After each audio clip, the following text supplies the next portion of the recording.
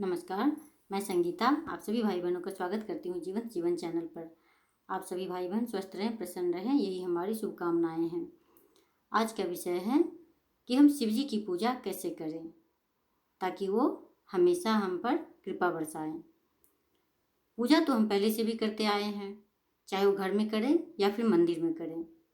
बाहरी पूजा करने में हमें बहुत सारे सामान की आवश्यकताएँ होती है और वो सामान सब हम लेकर आते भी हैं और पूजा भी करते हैं, लेकिन पूजा के समय में हमारा मन वहाँ नहीं होता है। हम पूजा कर रहे होते हैं, आरती कर रहे होते हैं, लेकिन मन हमारा कहीं और घूम रहा होता है। और इस पूजा से हम थोड़ी देर के लिए खुशी प्राप्त कर सकते हैं, शांति प्राप्त कर सकते हैं, लेकिन ये अस्थाई नहीं रहता है। तो चलिए जानते हैं कि हम मन से पूजा कैसे करते हैं। मन से पूजा करने के लिए सबसे पहले अपने मन को एकाग्र करना होता है। आप मन को पहले से ही बता दीजिए कि मैं इतने समय पूजा करने जा रहा हूँ और तुमको वहीं रहना है। तो फिर मन आपका पूजा में ही होगा, क्योंकि उसे पता रहेगा तभी तो, आप उसको बताए रहेंगे तभी तो पूजा में होगा। तो इसलिए मन को पहले से ही बताना ज़रूरी है। आपके पास जो भी सामान है उससे आप पूजा कीजिए, अच्छी बात है, लेकिन जो सामान नहीं है आपके पास उसके लिए दुखी नहीं होना है। ये नहीं सोचना है कि मैंने भगवान को ये नहीं चढ़ाया तो कहीं कोई अनिष्ट ना हो मेरे साथ, ऐसा नहीं सोचना है। भगवान कभी भी किसी का बुरा नहीं करते हैं। भगवान को आप जो भी भोग लगाएं उस भोग को इस तरीके से लगाएं जैसे एक माँ अपने छोटे से बच्चों को खाना खिलाने के लिए कितना प्यार से खिलाती है, पुचकारती है, उस तरीके से आप भगवान को भोग लगाइए। बहुत ही निश्चल मन से, प्रेम से, क्योंकि भगवान हमेशा भाव के ही भूखे होते हैं। और आप जितने ही निश्चल और सरल होकर उनको भोग लगाएंगे वो उसे उतना ही जल्दी स्वीकार करेंगे।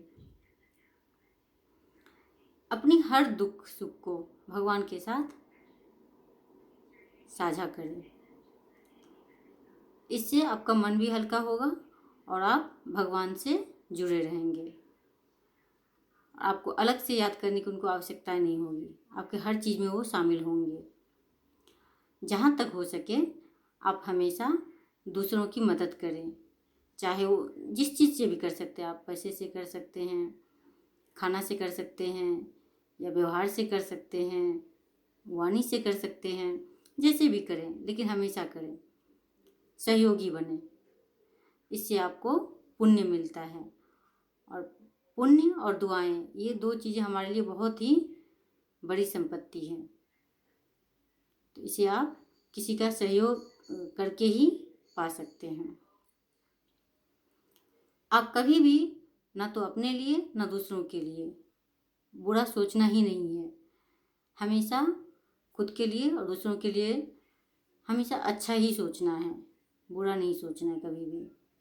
और दूसरों को भी हमें वही देना है जो हमें चाहिए, क्योंकि जो हम किसी को देते हैं वही भगवान हमें वापस करते हैं। तो जो आपको चाहिए आप दूसरों को वही दीजिए।